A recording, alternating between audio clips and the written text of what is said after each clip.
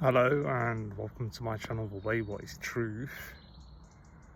I'm doing this video on a day that I thought I'll never do it on. My mind and heart is all over the place. It's only by the grace of God that I'm doing this video right now. I swear to you, it's the truth. I had the full intention of going for months and months and months. Literally, I was just going to leave it 6 months, a year, I didn't care. I wasn't going to upload a video. Even now you can see the stress and strain on my face. But I try to be as positive as I can. But it's not easy because of everything that's going off in my life. But God wanted me to speak a message. As I sit here on this dirty bench in this nature reserve, the Hobbucks nature reserve in Arnold, Nottingham. This is where I'm sitting right now currently, and behind me I saw a deer, which is a very unusual sight at one time, and I got a little bit of footage of it. Anyway, I'm not going to go off topic. In the end, it's only God that really matters.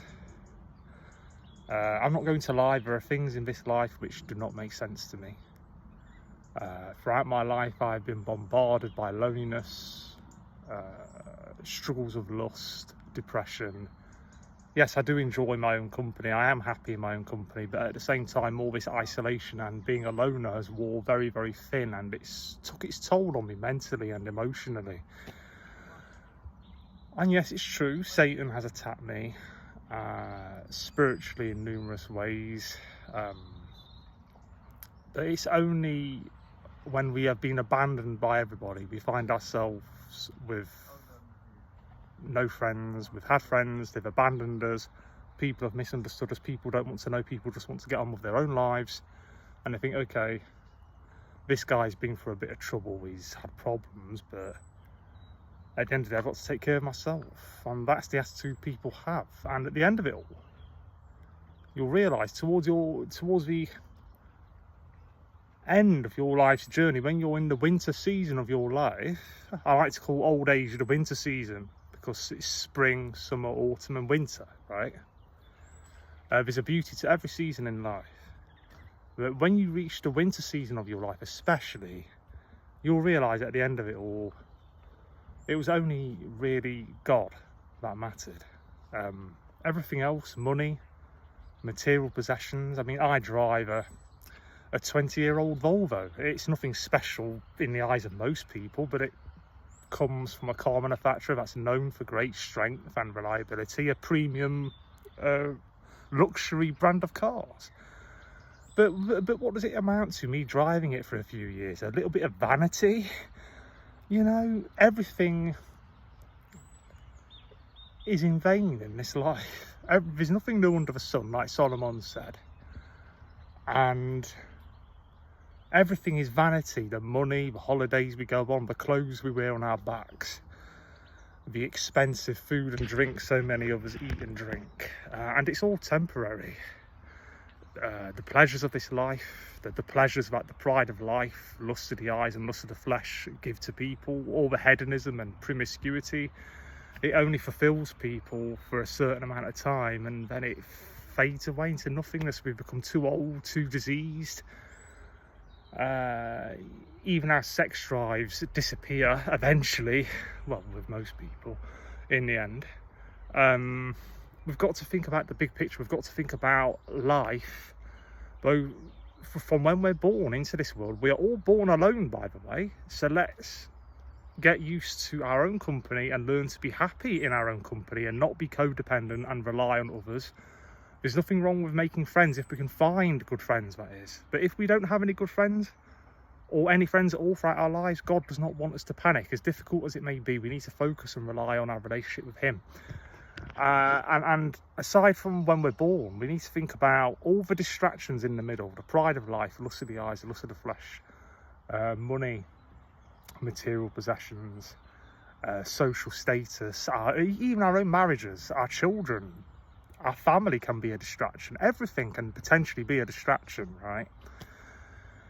We are spiritual beings trapped, for want of a better word, inside of physical bodies. Does that make sense to you? We aren't just physical beings, we aren't just animals, like so many atheists think. So many people say, oh, how could God exist? Because there's so much suffering in the world. And did I say earlier on that I'm a stubborn person? I am. And God knows how stubborn I am. I'm very, very stubborn. Once I know I'm right about something, I find it very, very difficult to get certain ideas out of my heart and mind. I bet a lot of people struggle with that, with pride. We all have, in fact, that's the biggest thing God has to deal with on this earth. It's pride, sinful pride. That's why Satan fell. Who knows how many millions or billions of years ago that was, but that's why Satan fell, because of pride, vanity. He wanted to be a god in his own right. He didn't literally think he could overthrow God. He said he wanted to be like the Most High, to raise his throne above the stars of God, meaning the angels of God.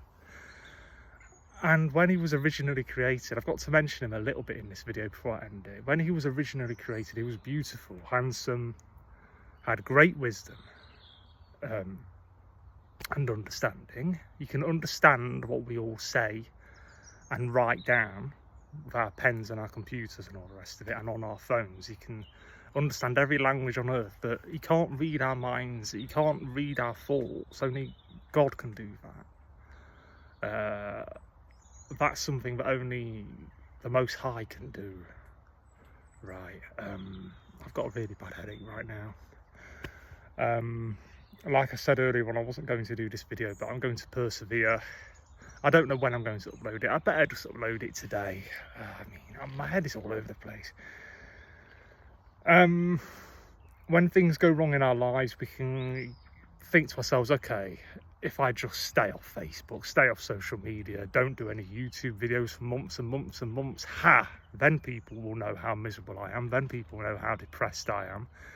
It's an easy trap to fall into, just sort of attention seeking and all this toxic behaviour. It's when you're depressed and everything's gone wrong in your life and you've got no one and nobody, really. I mean, I've still got a family, yeah, I've got my parents. They're both in their mid to late 70s, my parents are, but on the whole, it's been a very isolated, very lonely, very miserable life where nothing ever seems to go the way I want it to. But that's the point I was trying to make, is that it's when we are at rock bottom, it's when everyone else has washed their hands of us, or other people are not behaving like the way we would like to. It's when we've ran out of plans and different strategies and thinking, oh, if I just do this, if I just send that message, or just do this, or just do that, then that person might do what I want them to do. That's not how it works. It's up to each and every single one of us to learn from our own life mistakes. We've got to make our own mistakes, learn lessons from those mistakes, learn from other people's mistakes as well. And remember what I was saying earlier on when I said I'm quite a stubborn person, especially when I know I'm right about something. It's true, because even a broken clock is right twice a day. I can't begin to tell you the amount of times I've been cynical about human nature, both men and women. I've been critical of, like, I've had thoughts like, oh, I bet he or she does this or that behind closed doors, or whatever. I bet they aren't holier than thou, like the image they project on their videos or whatever, or like the face they project at church, or whatever it may be. You know, it's not like I'm a nasty character or anything, thinking, oh, everyone's up to no good all the time. It's not that. It's just my faith in human nature has wore thin, to say the least, and I just don't have any faith in human nature. A lot of it is because I know about the pride of life, lust of the eyes and lust of the flesh, and our own tendency towards self-gratification to please the flesh. And I just think to myself, what hope do we have sometimes? I'm just at my wit's end. But it's all temporary. From the moment we're born to the day we die, it's all temporary. And I was saying something earlier on, then I went on to something else. It was this. A lot of people think to themselves, how can God exist? How can a good God exist at the very least when there is so much suffering in the world? We cannot equate a God of justice and holiness and love and being an all-powerful God with all the suffering, all the misery that is in the world. Well, the short answer to that is free will. We all have free will. And without free will, nobody could love God, nobody could reject God, and God had no choice but to let things pan out as they have, and allow Satan to be the temporary but long-standing ruler of this earth, which is why he tempted Jesus in the wilderness for 40 days and 40 nights. Jesus was in the wilderness, and he got tempted by the devil. And one of the temptations was, if you bow down and worship me, I'll give you all the kingdoms on this earth, be king over everything. But he rejected it. He rejected it. You should only worship God and him alone. All the glory and praise belongs to the Father, to God. I couldn't begin to imagine how Jesus himself must have felt on this earth when he was surrounded by people living hedonistic, promiscuous lives, and all the greed and immorality, all the hypocrisy he was surrounded with. It's just unbelievable. But I don't want to make this video too long, but whatever it is you're struggling with, whether it's lust, like I've struggled with lust throughout my life and still am doing so, it's all temporary. Just bear that in mind. Nothing lasts forever. Life is very short. We need to concentrate on God and God alone, and replace the physical with the spiritual, as difficult as that is, because we are sexual creatures. We have sex drives. We want to procreate. We want to be in relationships. Whilst we're alive on this earth, we are in many ways slaves to the flesh, in many ways, but we have to crucify it. Bible study, prayer, repentance. Yeah, and this stuff to me, back to this day, does not make sense. There are things in this life, more than just one thing actually, which will probably never make sense to me. I'm telling you, I'm that stubborn. But at the same time, I know that God is God. He is holy, he is loving, he is righteous, he is just, and he deserves all the praise, all the worship.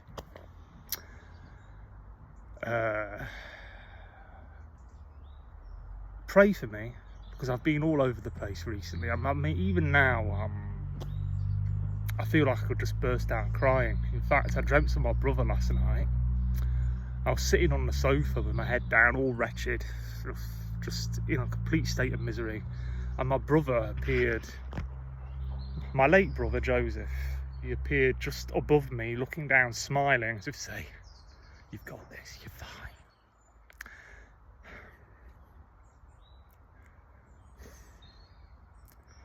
I've got to go now, okay? I'm going. God bless.